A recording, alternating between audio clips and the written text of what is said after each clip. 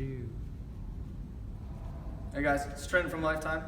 Today I'm going to talk about a little bit of knee pain. So if you're having a bunch of pain coming through the front of your leg down into the top of that tibia, a lot of times it's going to be your quads and your hips being way too tight. All that tension is going to be pulling through. Good way to think about it.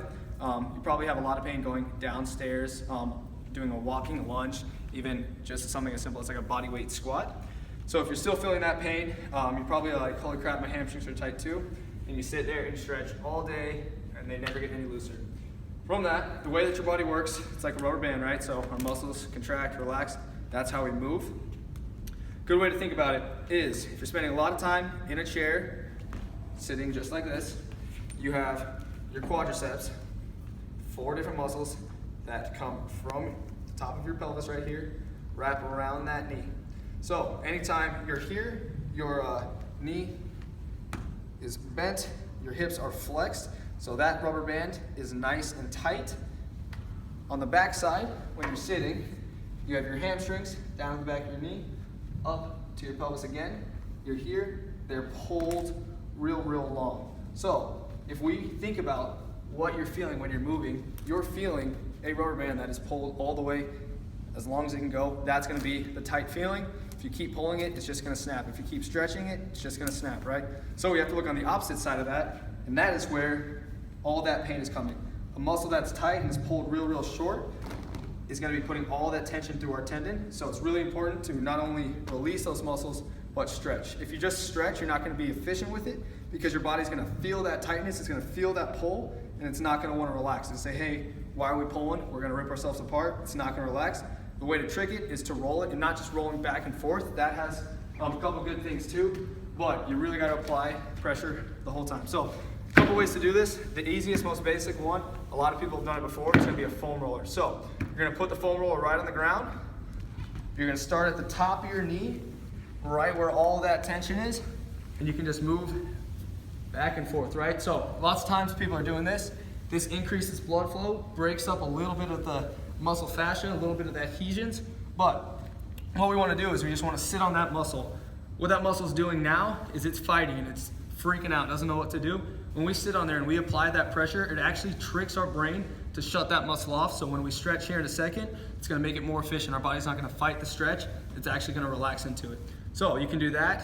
You can also get onto that IT band and then all the way up into the hips. The amount of pressure that you put on here is based off just how you feel. You can put one of those legs up, now all my body weight. You can put a hand up, you can just roll back and forth. Should feel pretty good, like a deep tissue massage. The next step up from there is gonna be a med ball. This is where people don't really know this one as much. You're taking the surface area that's about as long as that, moving it to the top of that med ball. You're gonna do the same thing. Start at the top of that knee, make sure you're not rolling over your kneecap. Just gonna go back and forth. Here it takes a little bit of balance. Now you can really feel the difference. You can pinpoint that. You can get into the adductors a little bit. Just rolling any spots you find that feels like a knot, you're gonna sit on it. All those like gravelly road bumps in your muscle are adhesions in that fiber that we wanna break up. Here again, you can really get deep into that hip flexor, just holding it. Same thing, you can take a leg, you can push on it, you can put a weight, a sandbag on you if you want.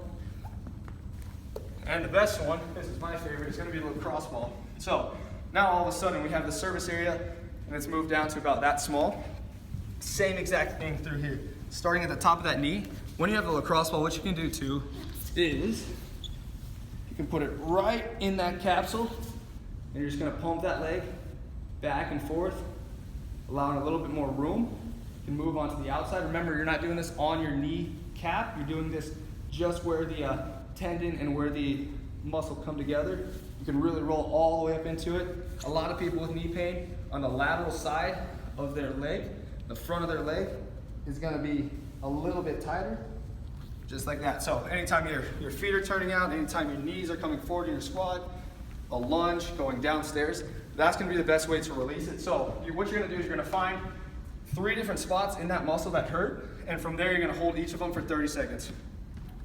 Once we're nice and relaxed and we release our quads and our hips, you're gonna do a couple different stretches. So there's obviously the most simple one, which is gonna be here. You see it all the time. People's knee is out. They're still keeping that hip really tight. That TFL, one of those hip flexors, is all snugged up, not getting any stretch. If you're gonna do this one, Point that knee at the ground, squeeze your butt, keep your core tight. All of a sudden, I force my hip to go straight. That's gonna be a really, really simple one. One of my personal favorites to get into, if you come over here, Matt, is gonna be a little bit of a distraction stretch. So you step into that band, take it all the way up to your butt. You can do this on a door, you can do this on like the rig that we have here, or something as simple as like a table side. You're gonna step into there, take a deep, deep lunge back. Key here, get that knee behind your hip. Keep your weight on the right leg, and I want you to keep that butt engaged. Let that femur get pulled forward. It's gonna stretch those hips out real, real nice. Just keep on holding. You'll probably feel this one more through your hip, less through your quad. Equally as important because we sit all day, so forcing that extension through the hip is really important. We're gonna do 30 seconds, 3 different times on that. And the last one, another really, really good one, it's gonna be our couch plus stretch. So you're gonna put that leg up there, keep that nice and flat. You're actually gonna drop down and push that knee into the ground, right? Stay in here, make sure that when we're doing this, we're not sitting, we're not adding more pressure because that muscle is gonna wrap all the way around that knee, pulling on it. We wanna prevent that. Keep that leg real, real far out there. Squeeze that butt and really sit into it. You'll feel this one all the way through. You can put a pad underneath if you want. What you wanna do is try to keep those hips nice and square. We don't wanna be turned. We wanna be out here, nice and square, just like that. All right, so there's a couple ways to relieve some pressure. Really important after you do your stretching, after you do your mobility work, working on those hamstrings and that glute engagement as well as that core. If we can prevent the tilting of our pelvis here, we're gonna alleviate back pain. If we can always use those glutes anytime we're stepping up, anytime we're doing a lunge, make sure that that glute is loaded. It's gonna in turn change that rubber band that we just worked with that's really short on this side and really long on the opposite side. It's gonna even them out and it's gonna allow a lot of that pressure to stop. So, a couple ways to fix your knees. Thanks for watching.